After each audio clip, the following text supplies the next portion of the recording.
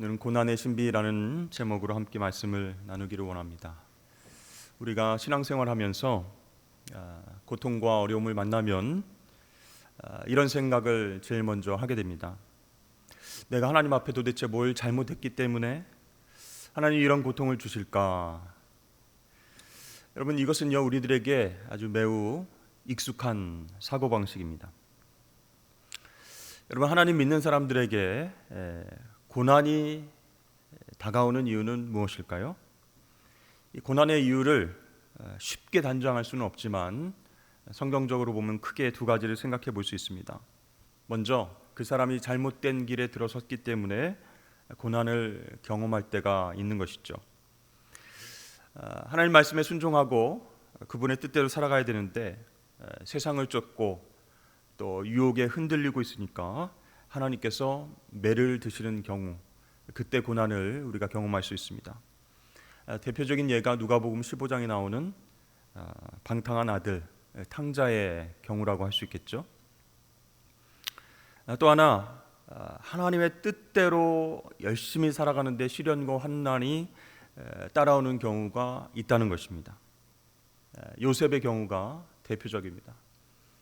하나님 주신 꿈을 꾸고 믿음을 갖고 살아가는데 계속 어려운 일이 또 고난이 찾아온다는 것이죠. 자, 여러분, 이처럼 우리에게 다가오는 고난의 이유가 다를 수 있는데 우리는 고난을 경험하게 되면 주로 앞의 경우만, 전자만 떠올리게 된다는 것이죠. 하나님 앞에 뭘 잘못했기 때문에 그 대가로 인해서 고난이 찾아온다, 이렇게 생각하는 것이죠. 여러분, 죄의 대가로 고난이 다가오지 않는 경우, 그렇죠? 하나님 앞에 잘 살고 하나님 뜻대로 순종하며 살았는데도 고난이 오는 경우, 거기에 대한 우리의 적절한 반응은 무엇일까요? 회개가 아니라는 것이죠. 하나님 앞에 순종하며 하나님 뜻대로 살아갔는데도 고난이 올 때, 그때 우리의 반응은 회개가 아니라 인내입니다. 이런 고난은요 견디는 수밖에 없어요. 인내하는 것 말고는 대처할 방법이 따로 없다는 것입니다. 근데 우리는요 사실 잘못한 것 별로 없는데, 하나님 앞에 죄 지은 것이 없는데 경험하는 그 고난에 대해서 신앙적인 이해가 많이 부족하다는 거예요. 아니, 왜 하나님 앞에 똑바로 살았는데 고난이 오는가? 이 신앙적 이해가 부족합니다. 그래서 불평하고 원망하다가 하나님을 오해하기도 하고 떠나기도 한다는 것이죠. 따라서 우리는 신앙적 이해를 돕기 위해서 욥기의 말씀에 나오는 그 말씀을 붙잡고 도움을 얻어야 된다는 것이죠. 욥도 그렇고 욥의 세 친구도 계속해서 욥에게 이렇게 얘기했습니다. 네가 잘못한 것이 없는데도 하나님께서 너를 치시고 고통을 주시겠느냐, 이렇게 지적을 합니다. 우리가 보통 세상의 법칙대로 생각하는 것이죠. 그것을 인과 법칙에 따른 생각이다, 이렇게 이야기할 수 있어요. 뭔가 원인이 있으니까 결과가 있는 것 아니냐, 죄를 지었으니까 하나님이 벌 주시는 것 아니냐. 근데 욥은 항변하는 거예요. 내가 하나님 앞에 잘못한 것이 하나도 없다. 그런데 이런 일을 겪으니까 나도 이해가 안 간다 하면서 친구들하고 싸우는 거예요. 항변을 한 거예요. 그러니까 잘못한 것 없이, 죄 지은 것 없이 경험하는 고난에 대해서 욥과 세 친구 모두가 신앙적 이해를 갖고 있지 못하다는 것이죠. 그래서 욥기를 계속 읽어봅니다. 욥하고 세 친구가 계속 논쟁을 합니다. 그러니까 욥은 계속 나는 하나님 앞에서 잘못한 것이 없다. 너희들 내가 무슨 죄를 져서 하나님께 이런 고난을 받는다고 생각하지 말아라. 욥이 계속 변론을 하고 또 변론을 해요. 그러니까 세 친구가 계속 얘기해 주다가 지쳤습니다. 그래서 욥에게 화를 내면서 돌이켜 떠나버립니다. 그러자 마침내 하나님께서 나타나셔서 욥의 손을 딱 들어주시는 거예요. 여호와께서 대만 사람 엘리바스에게 이르시되 내가 너와 내 두 친구에게 노하나니 이는 너희가 나를 가리켜 말한 것이 내 종 욥의 말같이 옳지 못함이니라. 욥의 세 친구가 욥을 향하여서 계속 이야기해주고 토론하고 너는 죄가 있기 때문에 하나님이 이런 고통 주신 거야 라고 한 말들이 틀렸다, 이렇게 하나님께서 말씀하신 거예요. 그러니까 세 친구보다 욥이 더 옳다라고 하나님 인정해 주셨죠. 욥이 기뻤습니다. 자, 그러면 욥은 하나님에게 칭찬받았을까요? 그렇다고 욥이 하나님께 칭찬받은 것도 아니었어요. 하나님은요, 욥의 항변과 또 욥의 질문에 대답하시기 위해서 나타나셨지만 욥이 계속해서 하나님 앞에 질문했던 것에 대한 답을 주시지는 않으셨습니다. 그 대신 좀 이상한 얘기를 하세요. 좀 욥의 질문과는 상관없는 답변을 하세요. 네가 우박 창고를 들여다본 일이 있느냐? 너는 하늘에 있는 별들을 철에 따라서 이끌어낼 수 있겠느냐? 네가 하늘의 질서를 좀 아느냐? 너는 산에 사는 염소가 언제 새끼를 치는지 정확히 알 수 있느냐? 하나님이 이런 질문만 계속 욥에게 하시는 거예요. 정작 욥이 물어보는 그 질문에 대해서는 정확하게 답변을 하지 않으십니다. 왜 그러셨을까요? 욥의 질문이 어려워서? 욥의 질문을 회피하시려고? 왜 하나님이 욥에게 동문서답 같은 말씀을 하셨을까? 자, 세 친구가 욥을 지적한 것은 세 친구가 틀렸다, 욥이 정당하다, 하나님께서 손을 들어주셨지만 그래도 욥이 깨닫지 못한 것이 있다라고 하나님 말씀하시는 거예요. 그러니까 하나님께서 욥에게 요구하시는, 믿음의 사람 욥에게 요구하시는 그 수준이 욥의 생각보다 훨씬 높다, 그런 뜻이에요. 여러분, 하나님께서 이 욥기 말씀을 통해서 우리에게 주시고자 하는 메시지는 이것입니다. 하나님은요, 당신의 자녀들이 믿음 생활 잘하고 신앙생활 열심히 하는 당신의 자녀들이 살아가면서 인과 법칙만이 전부다라고 하는 수준에 머물기를 원치 않으신다는 거예요. 그러니까 여러분, 우리가 하나님을 믿고 하나님을 예배하고 봉사하고 섬기고 이런 모든 신앙생활은요, 내 인생이 하나님의 인도하심과 훈련 속에 있다는 사실을 인정하느냐 인정하지 않느냐, 그것의 싸움이라는 거예요. 근데 우리는요, 연약해서 언제나 자기중심적으로 생각하고요, 자기 고통을 기준으로 생각합니다. 내가 아프면 왜 아프냐 이거죠. 내가 하나님 앞에 죄 지은 것이 없는데 왜 이런 고통을 당하냐 이거죠. 그 고통과 아픔을 기준으로 생각하니까 그것을 뛰어넘을 수가 없는 거예요. 그래서 욥처럼 우리도 항변합니다. 하나님, 저 너무 억울해요. 하나님 앞에 정말 투자한 시간, 예배드린 시간, 섬기고 봉사한 열정, 에너지, 그게 얼마나 많은데 어떻게 나한테 이럴 수가 있습니까? 이렇게 하소연을 하는 것이죠. 그렇지만 여러분, 중요한 것은 우리를 향하신 하나님의 기준은 고통이 있느냐 없느냐가 아니라는 거예요. 우리를 향한 하나님의 기준은 무엇인가? 우리의 성장이며 성숙인 줄로 여러분 믿으시길 바랍니다. 그러니까 하나님은 한마디로 우리가 영적으로 철들기를 원하시는 거예요. 성숙하기를 원하시는 거예요. 여러분, 우리가 부모님의 말씀을 잘 알아듣는 때는 언제일까요? 철들었을 때 알아듣는다 이렇게 얘기를 하지만 그것과 좀 부족합니다. 자기가 이제 커서 성인이 돼서 결혼을 하고 집장가 가서 아이를 낳아보고 키워봐야 그 다음에 깨닫게 되는 것이죠. 아, 부모님 나한테 그때 왜 그랬었구나, 이제 좀 깨닫게 되는 거예요.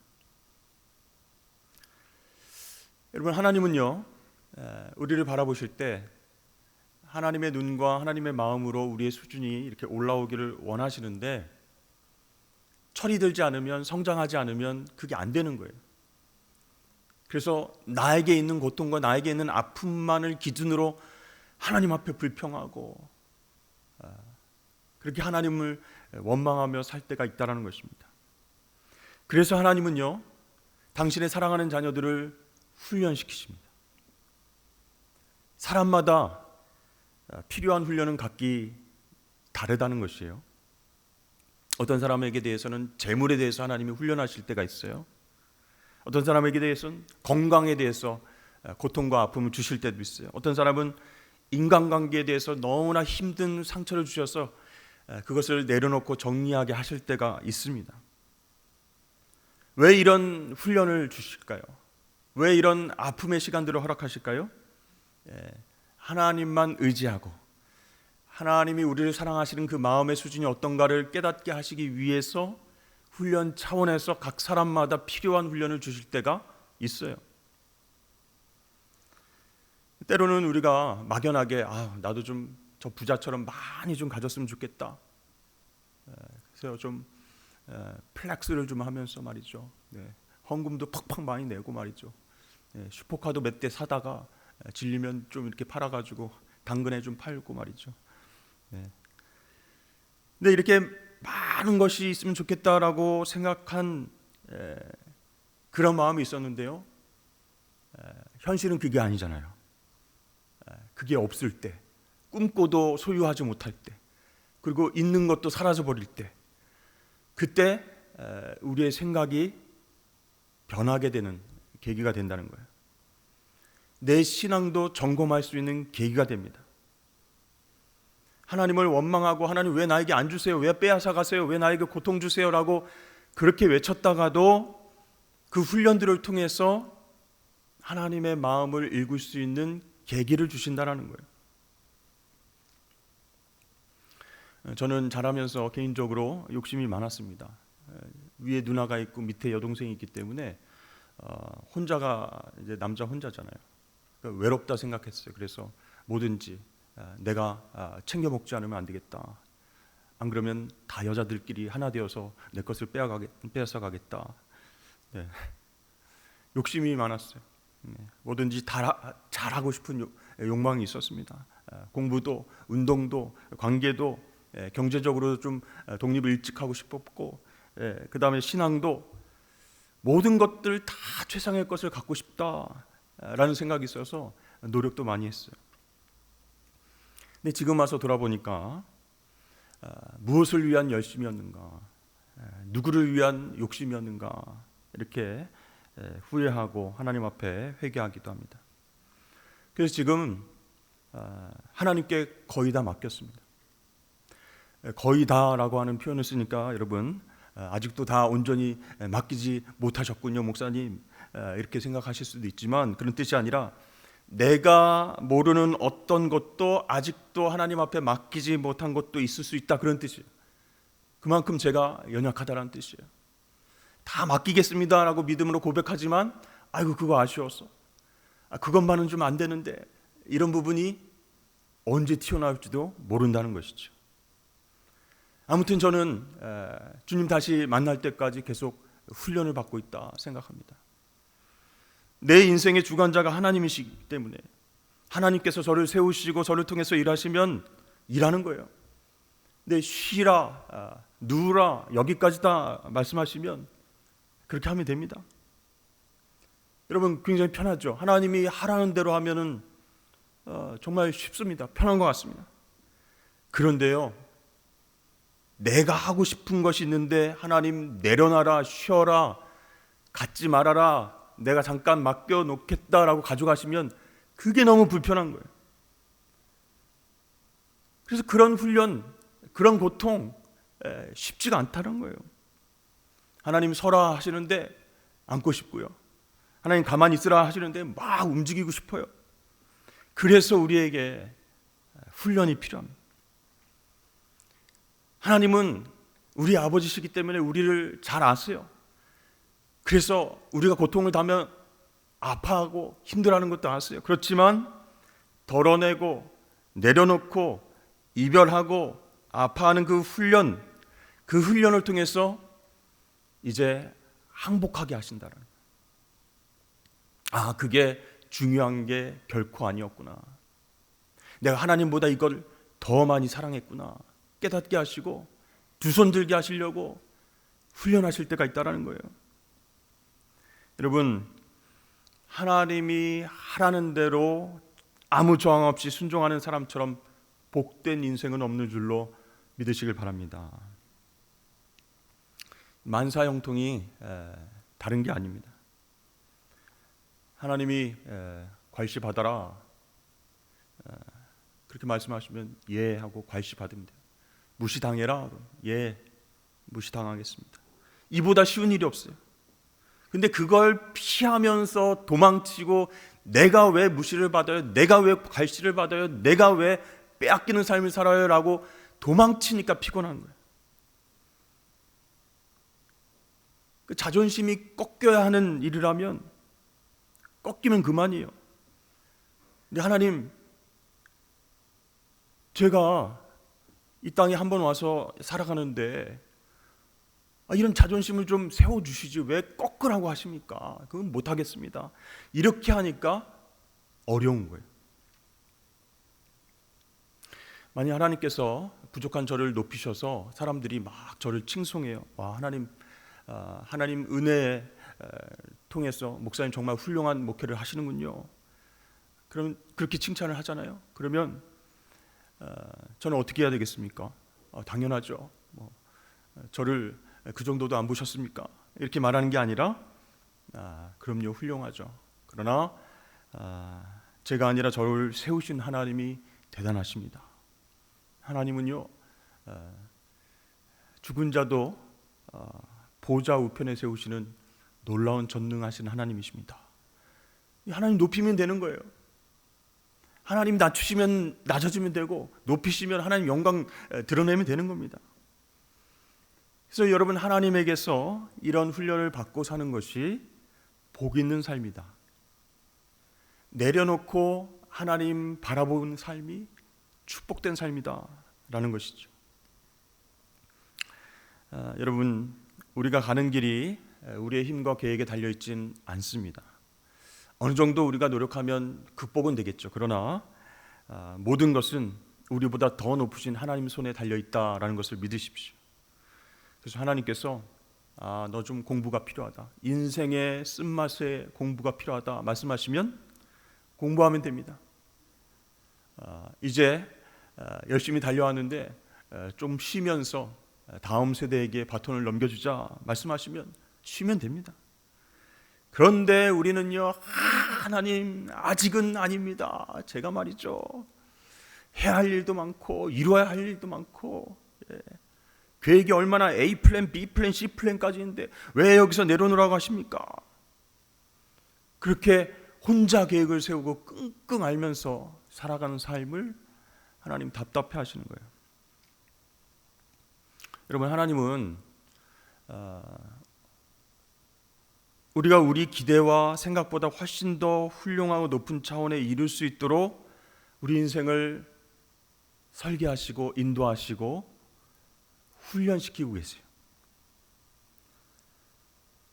그래서 여러분, 힘든 시간을 지나놓고 보면요, 그 힘든 고통의 시간들이 얼마나 나에게 영적으로는 큰 복이었는가라는 것을 깨닫게 됩니다. 그래서 우리 하나님은 어떤 분이신가?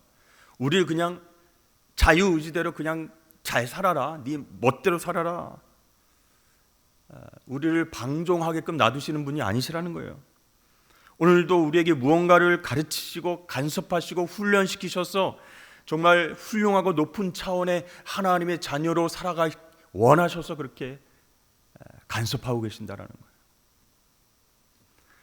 근데 이 훈련이 지금 우리에게 왜 필요한지 지금은 우리가 알 수 없어요.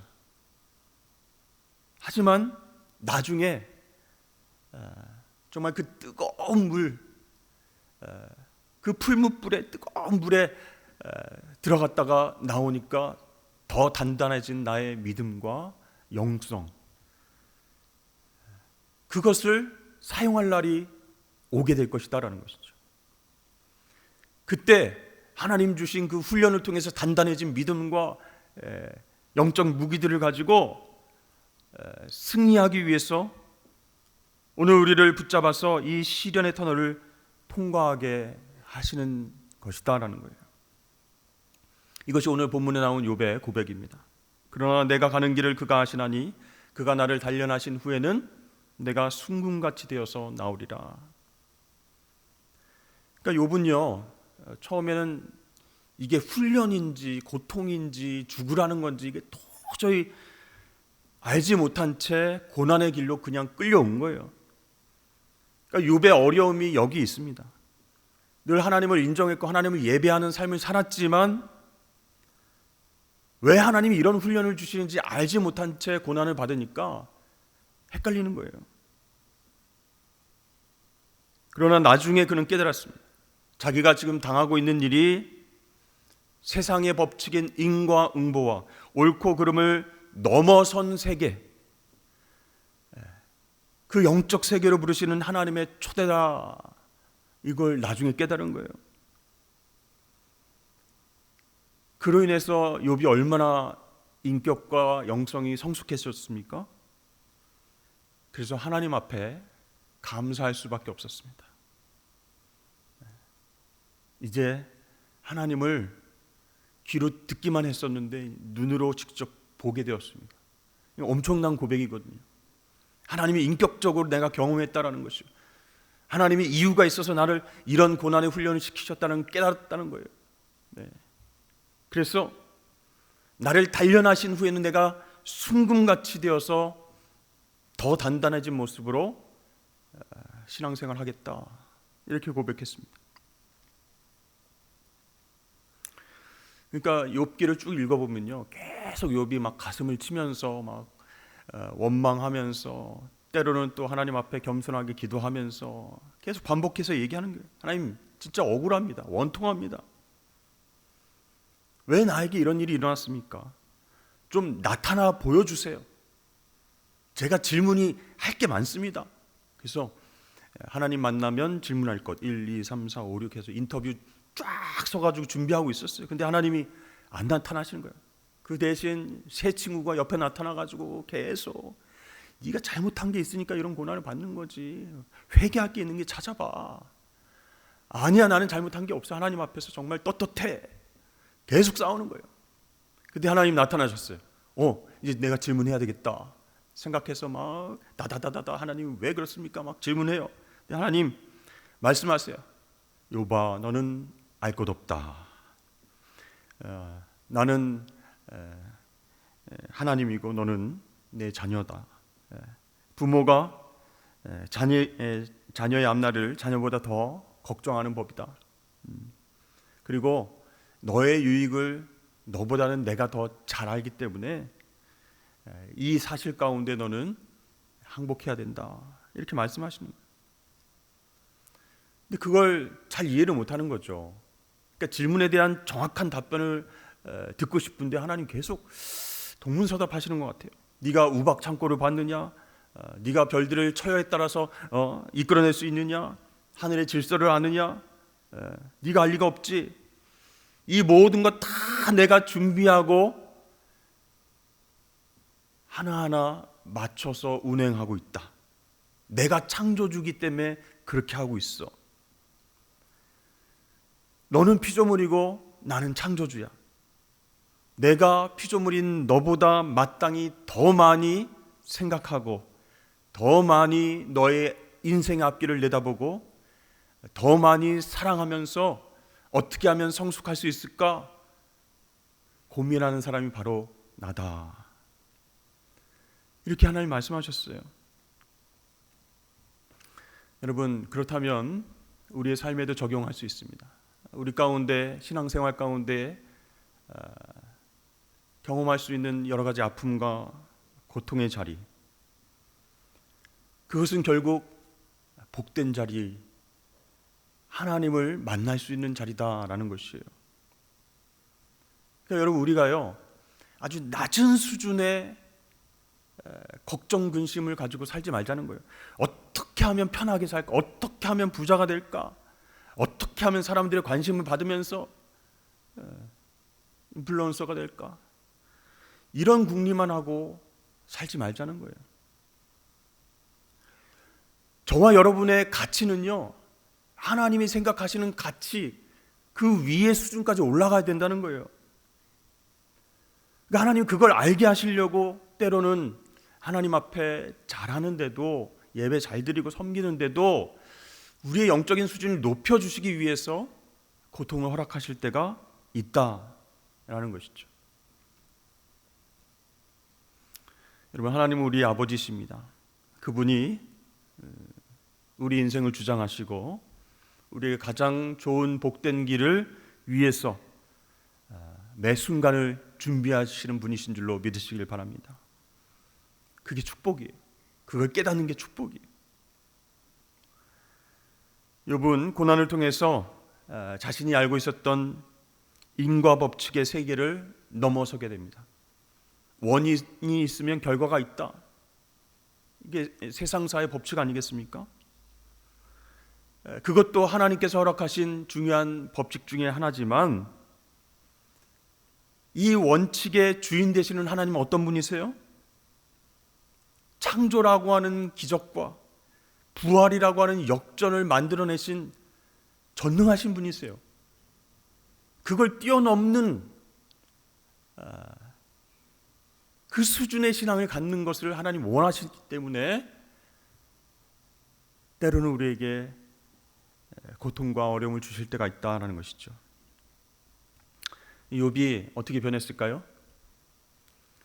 어떠한 조건과 어떠한 상황 속에서도 하나님의 통치에 무조건 항복하는 거예요.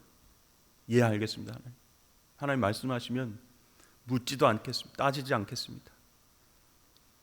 세상의 인과 법칙을 뛰어넘으시는 하나님, 그러면서도 나를 단련시키시고 성숙하게 하시는 하나님, 뭔가 계획이 있으신 하나님, 나를 쓰실 놀라운 사랑의 마음이 있으신 하나님을 내가 알았기 때문에 어떠한 상황에서도 제가 엎드리겠습니다. 순종하겠습니다. 변한 거예요. 여러분, 이게 고난의 신비입니다.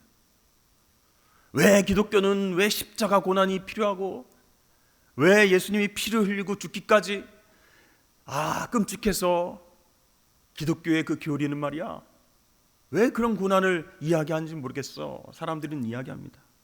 그러나 고난을 통해서 욥이 자신의 영광스러운 자리를 깨닫게 되고 하나님을 인격적으로 만났던 것, 그 신비라는 거예요. 역설이지만 하나님이 그것을 통해서 일하신다는 거예요. 그래서 여러분, 우리에게 다가온 고난과 고통이 무조건 나쁜 것이 아니다라는 것이죠. 그 고난의 신비 가운데 하나님의 마음을 깨닫고 잘 훈련받으면요, 저와 여러분은 하나님 나라를 위해서 쓰임받을 수 있습니다. 하나님의 통치를 매 순간 경험하면서 승리하게 될 줄로 믿습니다. 그렇게 이기며 또 하나님을 만나며 살아가시는 저와 여러분 되시길 축복합니다.